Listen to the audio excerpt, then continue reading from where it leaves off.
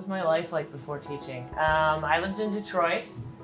I was a pretty normal kind of kid. I grew up in a middle-class neighborhood. My father was a truck driver for the Chrysler Motor Company. He was UAW, the whole Jimmy Hoffa scandal. My dad worked for $2.99. My mother was a homemaker for most of her life, and then she went back to work when I was in middle school. I love my classes, I really do. And watching a kid really get something, or just go, wow, I never thought of that, or when we just read the lottery, and when you read the end of that story, you've got these kids just, that moment of gasp at the end where it's just the whole room is like, really? Love that. I absolutely love those moments where they're like, what happened? They want to know more, where they're chomping at the bit. That's the moments that I love as a teacher. Oh my gosh, family life and teaching life intertwined. It's a delicate balance, I gotta be honest with you. It's tough. It's because I have a son who's 11, Harry's 11, he plays soccer, and it's hard balancing this and grading, especially during essays, when I come home with essays.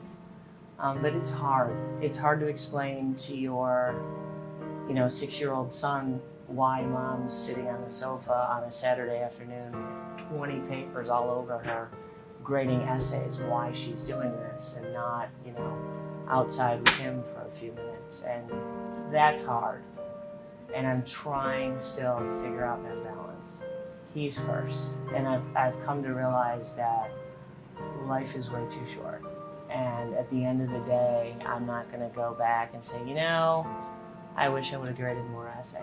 And I don't want to be the one saying to my son, yeah, Harry, I'm sorry I spent so much time with other people's essays instead of with you.